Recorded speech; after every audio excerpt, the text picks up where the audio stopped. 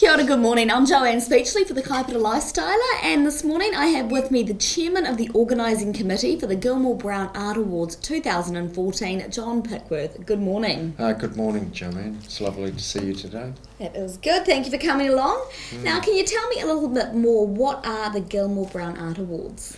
Well, the Gilmore Brown Art Awards are named after our strategic partner, Gilmore Brown, and they offer an opportunity to showcase the very best of this region's artistic endeavours at its simplest, and it's a chance for our artists right across the region to showcase their works up against other artists from around New Zealand.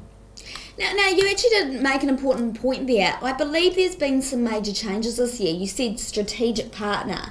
That is a difference, isn't it? Yes, it is. It's something that we see happening with Gilmore Brown and the Art Awards themselves, is that we're going to be more closely linked, and rather than just being a sponsor, we see them being integral to the growth of the Art Awards, the vision that we have for them moving forward. So in terms of Gilmore Brown and your other sponsors, what role do they play in these awards? At the moment, it's still a naming rights role with Gilmore Brown. So in terms of the awards this year, so you had a good response? Yes, we're expecting over 100 entries this year, which is well up on last year. Oh, okay, that's brilliant. And so can you tell me a little bit more what happens now? You mentioned opening ceremony, so yes. that comes next? Yes, on Friday night this week, the 5th of September, at 6 o'clock in the evening, we begin welcoming guests, and we hope to have some entertainment in there that evening. We've got some excellent local delicacies and other treats for our guests, including a lovely wine tasting opportunity from Te Whai Bay Wines, one of our sponsors. And it's nicely done. We have little things like tasting notes are handed out with the wines as people get their first glass of wine. I think it's really special. Yeah. Guests get an opportunity to preview the exhibition and walk through and have a look around. Of course, we have very nice catalogues that are produced by Colleen up at the museum for us. And we will start to corral people and bring them back into the museum for the award ceremony just before 7 o'clock. That usually takes about half an hour.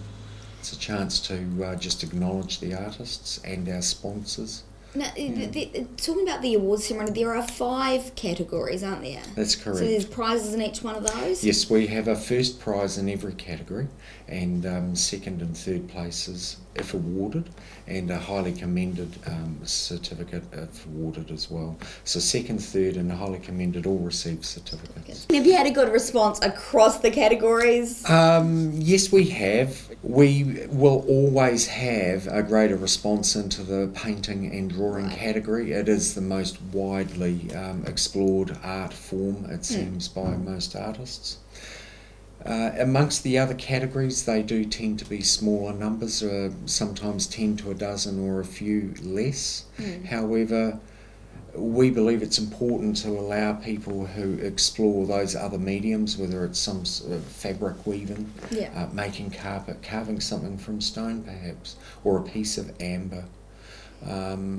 We believe it's important to let everyone have an opportunity to be. And with these artworks, they're now on, after the ceremony, they'll be on exhibition. That's correct. So on Friday night, once the awards have finished, people will be invited to go back into the venue and look at the artworks that will have had the awards and certificates placed on them. So while the ceremonies are taking place, the museum's collection staff puts the actual winning certificates with each artwork, so people can go back and see those. And then Saturday morning, the exhibition opens to the public right through to early October. Oh, brilliant. And where do you see this going? What's your vision for the future of the Art Awards? It's not just my vision, but in my current role as chairman of the committee, it is something that I'm driving. It's not only a vehicle for our artists here to display their works, which is essentially how it started many years ago in the downstairs area of the council chambers here in Dargaville. Yes. We already have a lot of cross-pollination between the various art groups here, and so members displaying works in each other's art trails, exhibitions. We've got a fantastic art group here in Dargaville that runs already a standalone gallery. The Mangawhai Art Group shortly will have their own premises and an art gallery in Mangawhai. They're currently negotiating with the Kaipara District Council about land usage in the Mangawhai Park. So that building is probably going to be located next to the new Mangawhai Museum. So amongst all of those things and the individual events organised by each art group, we see that there is sufficient opportunity for emerging artists who are getting their first experiences of displaying and preparing works for sale or just to show to people. They've got plenty of opportunity.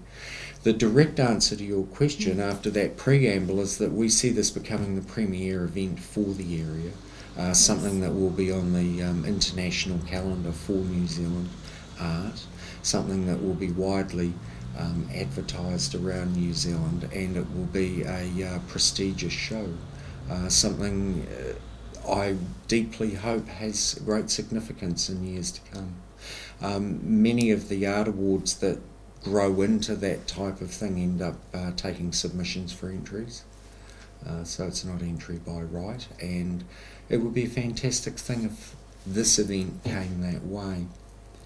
In a larger sense, going out beyond that, that could be part of what underpins what this region has to offer. From coast to coast, west to east and east to west, there is so much to do here, and not just with artworks themselves, but if you take Dargaville and Matakawi and Paparo and Mangataroto all the way out to Mangawhai, we have almost an artistic centre in the mid-north already, although it's diverse across the region. Even in the Mangawhai Art Group right now, of which I'm still currently a member on the committee, we have a belief that the mid-north can become the artistic centre for New Zealand, for endeavour and tutoring, for creativity. And so that will then grow into part of what will support this region, the tourism in this region, showcasing its excellent activities, its opportunities, and also the goods that are produced here, the wines, the oils, the cheeses, the excellent meats, the kaimoana, as you told me the other day. And all of these things will become integral. There are some real visionary people both here in Dargaville and over in Mangawhai who want to see these things happen and these regions come together. And I see the art fitting perfectly into that, and this being the headline showcase piece for it. Well, from small beginnings to very big things, I thank you this morning for coming in and having a chat to us. So the first thing is, now that the entries are in, people can attend the opening ceremony. Yes, that's correct. Friday night, 6 o'clock at the Kauri Museum. We'd love to see you. Brilliant. Thank you for coming in today. Thank you, Joanne. I'm Joanne, Speechley for the Kaipara Lifestyler.